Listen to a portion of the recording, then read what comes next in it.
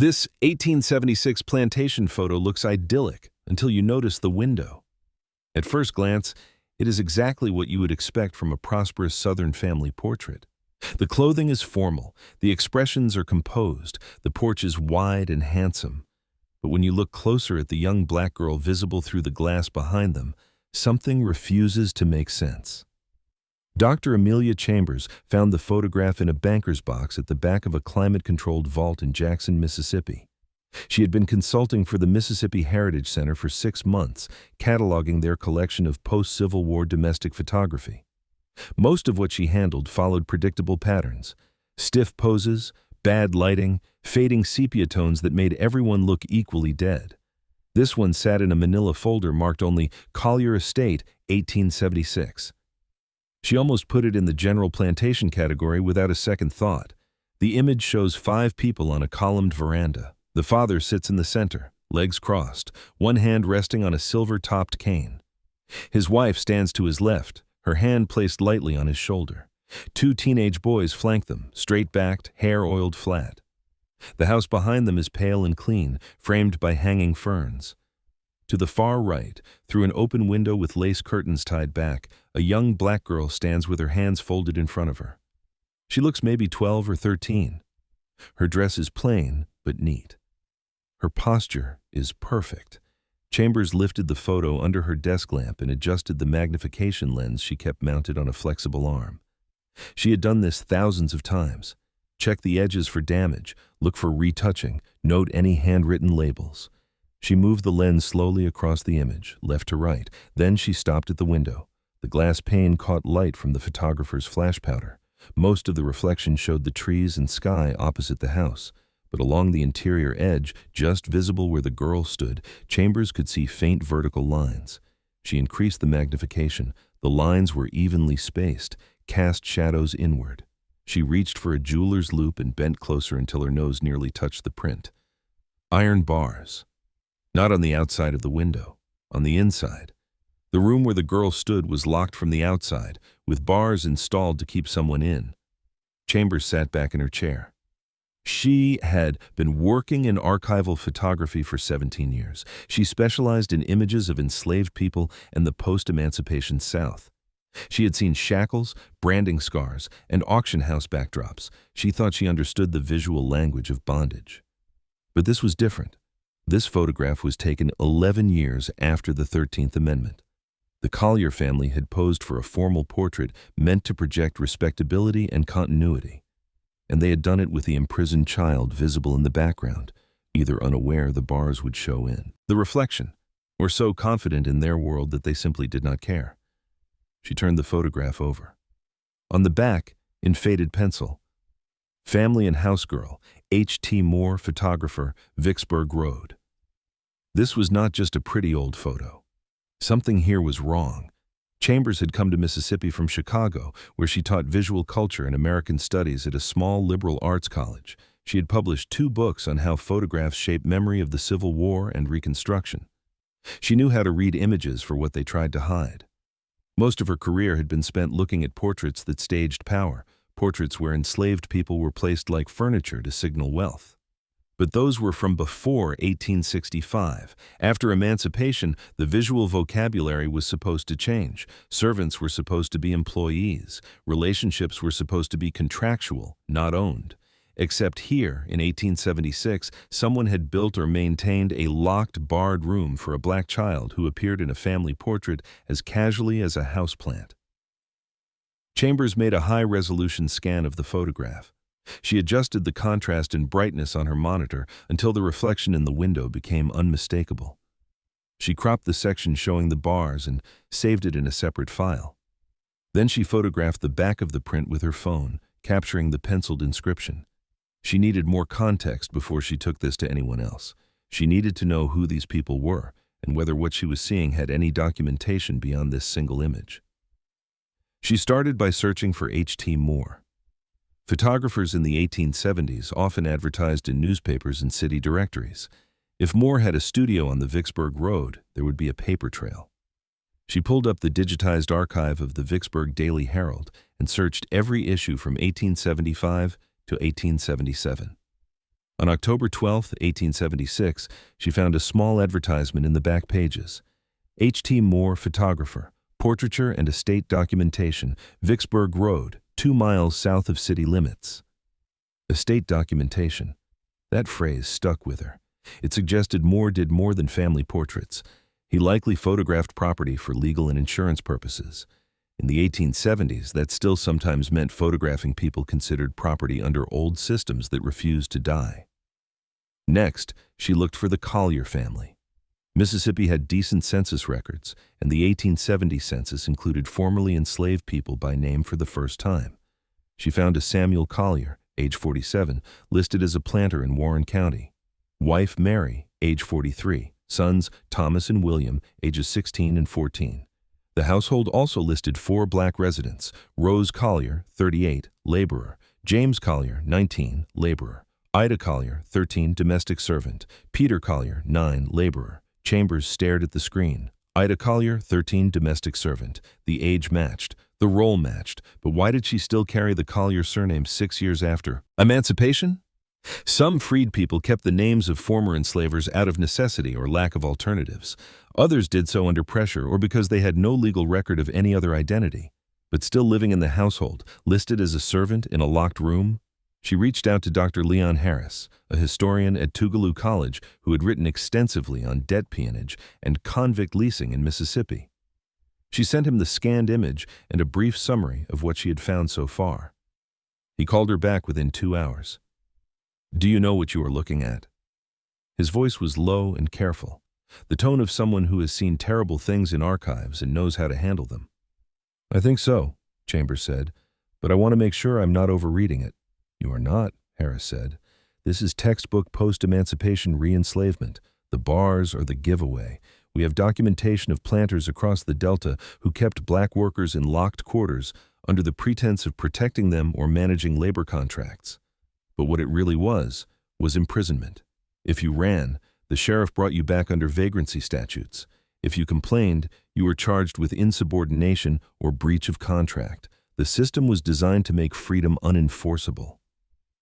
Chambers asked if he could look through local court records for anything involving the Collier family. Harris agreed. 3 days later, he sent her a scanned page from the Warren County Circuit Court docket, dated March 1875. It listed a case: State v. Ida, a minor, Collier household. The charge was attempted escape. The resolution was a return to the Collier property under a renewed 12-month labor contract, with wages to be held by Samuel Collier as guardian until Ida reached majority age. Ida had been 13 at the time of that court case. She would have turned 14 a few months later, around the time the photograph was taken. The official narrative, thin as it was, now had an outline.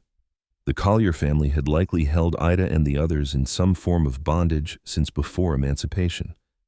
After 1865, they restructured the relationship using labor contracts and guardianship laws.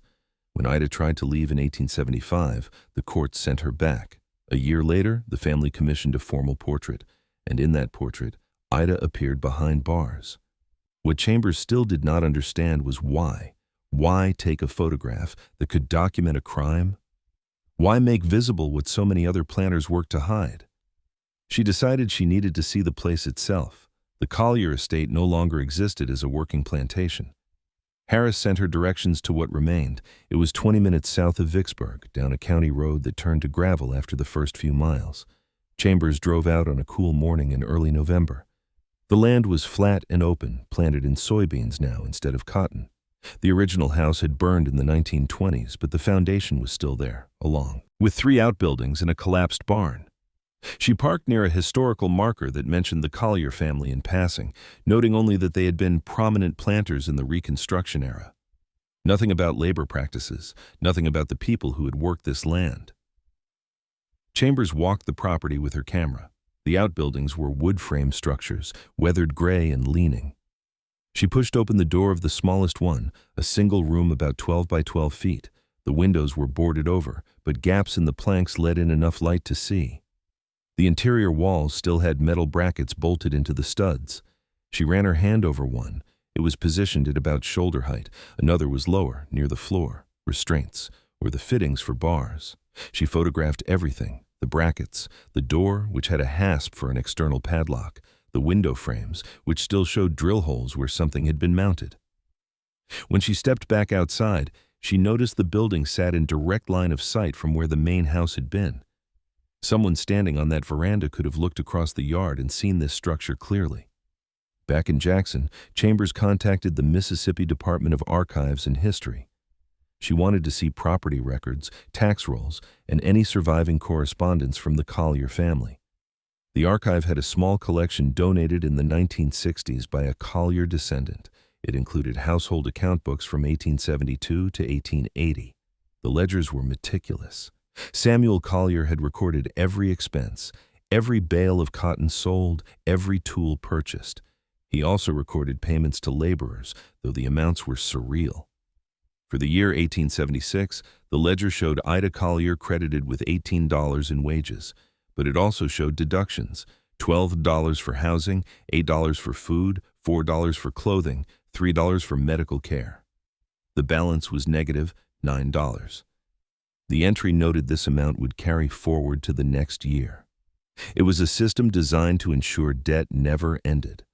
As long as Ida owed money, she could not leave, and the terms of what she owed were set entirely by the person she owed it to.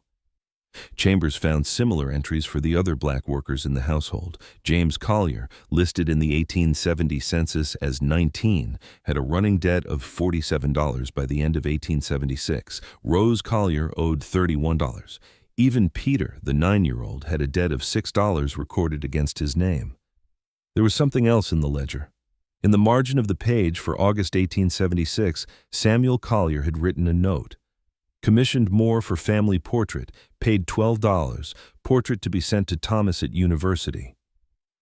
The photograph had been made as a keepsake for the eldest son, who was away at school. It was meant to show him the home he would inherit, the family he belonged to, and the system of control that sustained it all. The bars in the window were not a mistake. They were part of the world the Colliers believed they had a right to maintain. Chambers knew this evidence would be difficult for people to accept, not because it was unclear, but because it implicated institutions that still held power. Mississippi in the 1870s was not a rogue operation. It was a legal framework. Sheriffs enforced it. Courts legitimized it. Newspapers ignored it. The violence was bureaucratic, which made it durable. She scheduled a meeting with the Mississippi Heritage Center's board of directors. She brought the photograph, the ledger scans, the court record, and Harris's research on vagrancy law enforcement in Warren County. She laid it all out on the conference table. The room was silent for a long time. Finally, Margaret Trent, the center's executive director, spoke. This is a significant find, but we need to be careful about how we present it. The Collier family still has descendants in Vicksburg. Some of them are donors. We do not want to create the impression that we are attacking anyone personally. Chambers kept her voice level. I am not attacking anyone. I am describing what this photograph shows. If we display it the way it has been displayed in the past as a quaint example of Southern domestic life, we are lying. We are erasing Ida and everyone else in that household who had no choice about being there. Another board member, an attorney named Robert Landry, leaned forward. But can we prove they had no choice? The court record shows a labor contract. That was legal at the time. We could be accused of imposing modern values on a historical situation. The bars, Chambers said. Explain the bars. Landry did not answer. Dr. Harris, who had been invited to attend, spoke up. The legal structure of peonage relied on the fiction of consent. People signed contracts, yes, but those contracts were enforced by sheriffs who arrested anyone who left, by judges who ruled in favor of landowners, and by a climate of terror that made real freedom impossible. The bars are not metaphorical. They are literal. Ida was imprisoned. Another silence. Trent looked at the photograph again, then at Chambers. What do you want us to do? I want us to tell the truth, Chambers said. I want an exhibition that centers this photograph and explains what it documents. I want Ida's name on the wall, not just the Collier family name. And I want to reach out to any descendants of the people who were held on that property and invite them to be part of how we tell this story. The board voted. It was not unanimous, but it passed. The exhibition opened 6 months later. It was called Behind the Glass, Reconstruction and the Persistence of Bondage in Mississippi. The centerpiece was the 1876 photograph, displayed large on the main wall with the window reflection enlarged beside it. The label identified everyone in the image by name, including Ida. It explained the legal systems that allowed her imprisonment. It quoted from the ledger showing the debt structure. It reproduced the court record. Chambers and Harris worked with a genealogist to trace Ida's family line. They found a great-great-granddaughter named Patricia Morrow living in Detroit. Morrow had never heard of Ida. Her family's history had gaps, stories that stopped abruptly in the 1870s and picked up again decades later in Memphis and Chicago. When Chambers sent her the photograph and the documentation, Morrow called her, crying. "I always knew something happened," Morrow said. "My grandmother used to talk about people who could not leave Mississippi, people the family lost track of, but she never had details. This is the first time I've seen any of them." Morrow flew to Jackson for the exhibition opening. She stood in front of the photograph for a long time, staring at Ida's face. Later, she spoke at a panel discussion. She talked about what it meant to recover a name, to see an ancestor's image, to understand that survival had required navigating a system designed to destroy her. She talked about anger, but also about pride. Ida had tried to escape. She had resisted. The exhibition drew protests from some Collier descendants. They argued the display was unfair, that it judged their ancestors by contemporary standards, that the family had been good employers who provided housing and care. They pointed to the ledger entries, showing food and clothing provided. They said the bars might have been for protection, not imprisonment. But the evidence was clear, and the center stood by it. The photograph remained on display. School groups came through. Teachers used it in lessons about Reconstruction, labor history, and civil rights. Journalists wrote about it. It became impossible to look at that image and see anything other than what it was, a document of violence disguised as domesticity. Chambers returned to the photograph often over the next year. She studied other images in the archive with new attention. She found more examples of families posing with black workers in ways that suggested control, not employment. Hands positioned in unnatural ways, as if bound, expressions of fear or exhaustion that did not match the supposed respectability of the scene. Backgrounds that showed locked doors, fences, overseers standing just out of frame. She began to see the archive differently, not as a neutral record of the past, but as a gallery of evidence. Every photograph was a choice, where to stand, what to show, what to include or exclude. And in the 1870s South, those choices often centered on making exploitation look normal, making bondage look like care, making violence look like order. There were thousands of photographs like the Collier family portrait. Most had never been examined closely. Most had labels that repeated the old stories, the sanitized version of history that protected powerful families and erased the people they harmed. Chambers realized her work was just beginning. She published an article in the Journal of Southern History titled Reading Reflections, Visual Evidence of Post-Emancipation. Imprisonment in Domestic Photography. It became one of the most cited pieces in the field. Other historians began reaching out with images they had found, photographs that seemed ordinary until you looked at the windows, the corners, the spaces where power and resistance left their marks. Old photographs are not neutral. They are arguments about who mattered, who had rights, who deserved to be remembered. For more than a century, the Collier family portrait had been read as a simple document of prosperity and continuity. The bars in the window had been invisible, or ignored, or explained away. But once you see them, you cannot unsee them. And once you understand what they mean, you start to see the same violence everywhere. In the posed stiffness of people who could not leave, in the background objects that suggest surveillance and control, in the faces of children who should have been free but were not. Ida's story is not unique. Across the South, thousands of black workers were trapped in systems of debt peonage, convict leasing, and forced labor that lasted well into the 20th century. Most left no photographs, most left no names. But in rare cases, someone made a mistake. Someone let the truth slip into the frame. And now, if we are willing to look, we can see it. Chambers still has the photograph on her office wall, not the sanitized version, but the one with the reflection enlarged and labeled. When students ask her what she does, she points to it. "I look for what people tried to hide," she says, "and then I make it visible again." Because every old portrait in every museum, every family album, every textbook is a chance to ask, who is missing from this image? Who is behind the glass? And what did it cost them to stand there while the camera clicked?